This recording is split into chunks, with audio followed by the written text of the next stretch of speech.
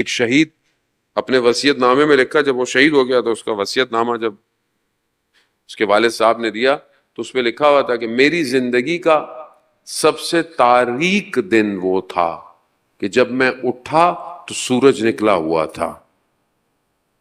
میری زندگی کا سب سے تاریک دن تھا. جانے خدا کو ضرورت نہیں ہے، مجھے ضرورت ہے، مجھے ضرورت ہے اس کے سجدوں. یہ ایک دن ختم ہو جائے گا، سب ختم ہو جائے گا، کچھ بھی نہیں باقی بچے گا.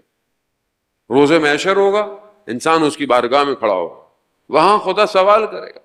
انہوں نے فرصت دی، تمہیں زندگی دی، ہر نعمت کا سوال ہوگا، ہر نعمت کا سوال. قرآن کے اندر ہے نا کہ ایک دن ہوگا کہ تم سے یومئذ، جس دن تم سے نعمتوں کا سوال ہوگا. قرآن کی آیت ہے. راوی امام جعفر صادق علیہ السلام کی خدمت میں آیا، امام کی خدمت کہا مولا یہ خدا کہہ رہا ہے کہ میں روز قیامت میں نعمتوں کا سوال کروں گا، یہ کون سی نعمتیں ہیں مولا؟ کہا تمہارے خیال میں کون سی نعمتیں ہیں؟ کہا یہ پھل، یہ چیزیں جو ہم کھاتے ہیں.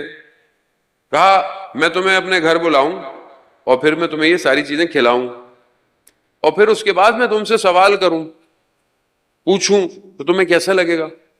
کہا مولا بالکل اچھا نہیں لگے گا. تو کہا پھر تم یہ کیوں تصور کر رہے ہو کہ خدا تم سے نعمتوں کا سوال کرے گا؟ تو کہا پھر یہ کون سی نعمت ہے؟ کہا نحنو نعمت اللہ، ہم اللہ کی نعمت ہیں.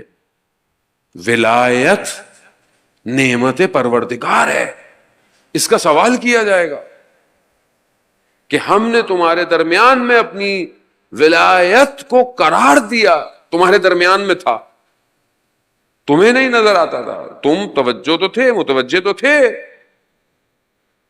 دوسرے نائب جو امام زمانہ کے تھے اس دور کا واقعہ، ایک جوان ان کی خدمت میں آیا، کہا کہ میرا بڑا دل ہے، میں بڑا تڑپتا ہوں میں امام سے ملوں. غیبت صغرا ہے، غیبت کبرا نہیں ہے. غیبت صغرا میں 4 امام کے نائب تھے، تقریباً 69 ایئرز 70 ایئرز کا عرصہ ہے جس میں یہ 4 نائب رہے ہیں. اس کے بعد پھر غیبت کبرا شروع ہو گئی. وہ ایک جوان آیا، کہا کہ میں امام سے ملنا چاہتا ہوں، تڑپتا ہوں. تو اس نے بہرحال کہا کہ غیبت کا فلسفہ یہی ہے کہ امام سب سے مل نہیں سکتے، مگر تمہارا ارادہ، تمہاری نیت، تمہارا تڑپنا، تمہیں اس کا اجر عطا ہوگا.